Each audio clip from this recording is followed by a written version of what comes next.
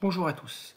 Cette vidéo concerne l'utilisation d'un outil qui est sous la forme d'un classeur Excel comportant des macros. Cet outil, je l'ai nommé Excel QCM Creator.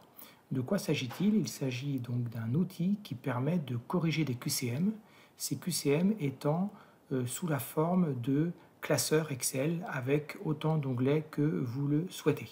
Alors, comment ça fonctionne? Eh bien, chaque copie Excel à corriger comporte ce que l'on appelle des zones nommées, donc des cellules nommées, avec cette appellation-là, REP 1, REP 2, REP 3, REP 4, etc. Si vous avez 20 questions, mais ça sera des cellules nommées, ce seront des cellules nommées de REP 1 jusqu'à REP 20.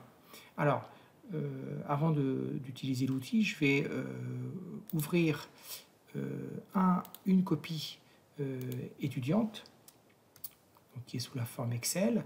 Donc dans la première, par exemple, dans la première feuille, on peut avoir le nom et le prénom.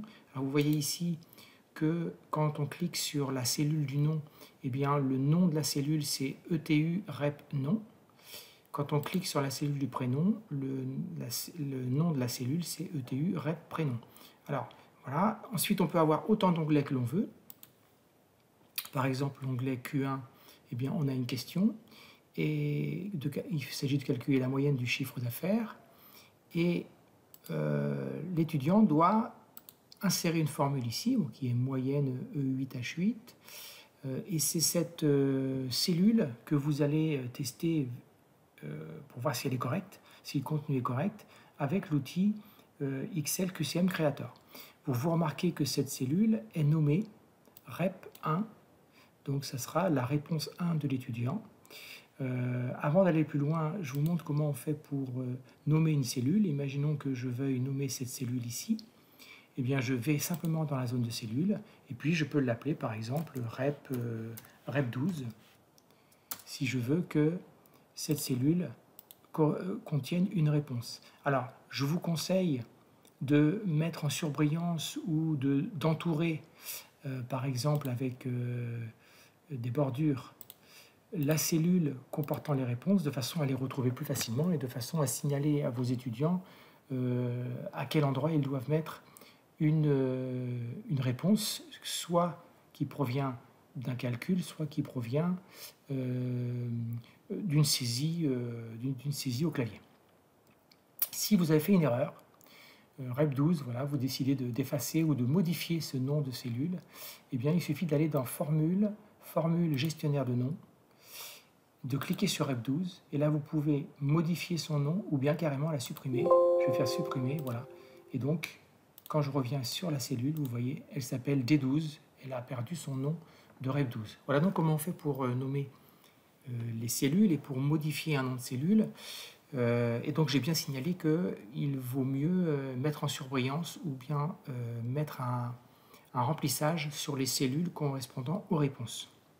Tout ce que je dis là est indiqué également dans la documentation PDF que vous pouvez télécharger sur la page, la même page que celle correspondant au téléchargement de ce logiciel, qui est sous la forme d'un classeur Excel.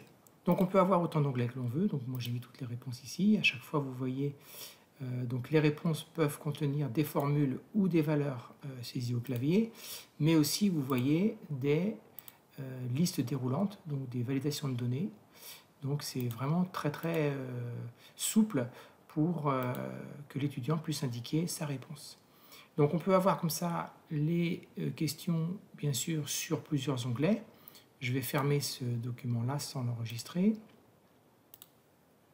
Mais je vais vous montrer aussi qu'on peut avoir, pour ici, donc cet étudiant-là, on peut avoir toutes les questions sur une seule feuille, c'est pas gênant.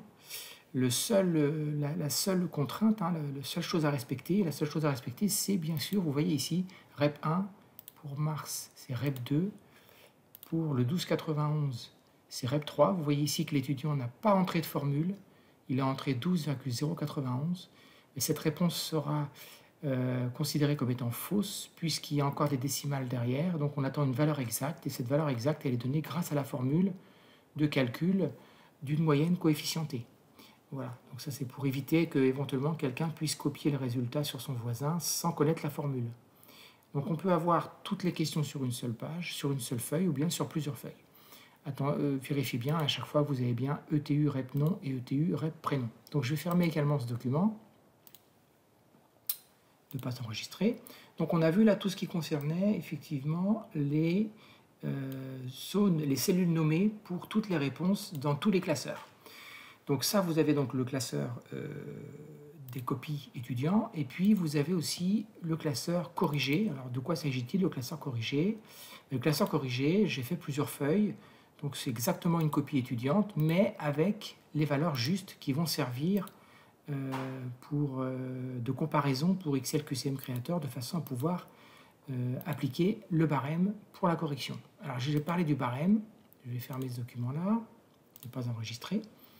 Le barème se trouvera ici. Vous voyez, ici, vous avez le barème et vous reconnaissez une cellule nommée barre 1, barre 2, barre 3, afin que cet outil puisse aller chercher le barème des différentes questions. Donc là, ce n'est pas la peine de nommer rep 1, rep 2, rep 3, vous pouvez nommer 1, 2, 3, 4. Ça c'est juste pour vous repérer. Par contre, il faut mettre effectivement le bon barème à chaque fois pour chacune.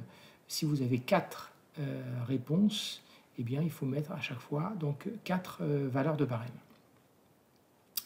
On a fait un petit peu le tour pour les cellules nommées, donc ça c'est très important. Et je vous rappelle que pour modifier une cellule nommée ou pour effacer un nom de cellule nommée, eh bien, vous allez dans Formule gestionnaire de nom. Voilà. Passons maintenant à cette interface, donc Excel QCM Creator. Donc on a 3 étapes. La première étape, c'est le choix des dossiers. Donc on clique sur Parcourir ici. Et puis on va Démo Copie 3. On clique sur le dossier Copie, avec toutes les copies étudiantes, peu importe le nombre de copies. Le fichier corrigé, eh bien, il faut pointer sur le fichier corrigé. Je l'ai appelé Copie Correction dans la démo 3. Et automatiquement, Excel va créer, donc cet outil va créer un dossier fichier renommé où les copies des étudiants seront renommées par leur nom et par leur prénom. Donc je vais vous montrer sur le disque. Vous voyez, ça c'est très pratique. Quand vous cherchez la copie d'un étudiant, eh bien, si l'étudiant a oublié de le faire, là c'était pas le cas, mais si l'étudiant a oublié de le faire quand il rend sa copie, plutôt que de se retrouver avec 15 fichiers qui portent le nom de devoir numéro 1, eh bien là vous avez les fichiers qui sont nommés avec le nom et prénom de l'étudiant ou de l'élève. Voilà. Étape 2, nombre de questions et barème associés. Donc ici, il faut renseigner ici le nombre de questions que vous avez saisies dans vos copies et dans votre corrigé. Dans cette version, eh bien, la version limite, c'est 4 dans cette version d'évaluation, mais vous pouvez saisir dans la version complète autant de questions que vous voulez. Et puis l'étape 3, eh bien, c'est d'aller donc de se rendre dans la partie, dans l'onglet compilation, et puis, donc là je vais effacer ceci, et puis de cliquer sur compiler les résultats.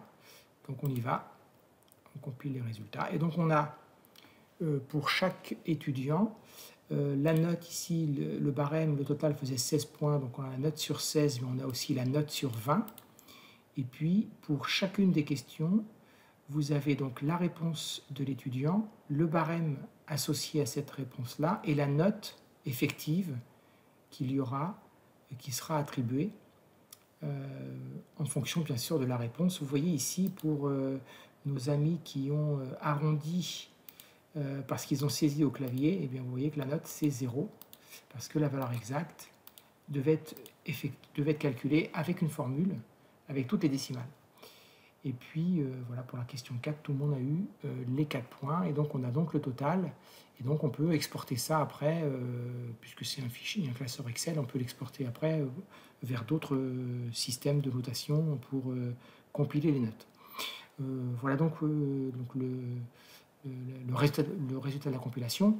Juste une petite remarque ici. Vous voyez, vous avez ici un numéro XLS, que j'ai appelé numéro XLS, qu'il faudra m'indiquer quand vous allez m'écrire si vous souhaitez la version complète. Il faudra m'indiquer ce numéro en le copiant-collant et en le mettant dans votre mail pour me demander la version complète. Voilà donc pour cette petite démonstration du classeur outil XL QCM Creator. N'hésitez pas à me poser des questions via mon formulaire de contact sur mon site internet joséouin.fr. Je vous souhaite une excellente journée et je vous dis à très bientôt.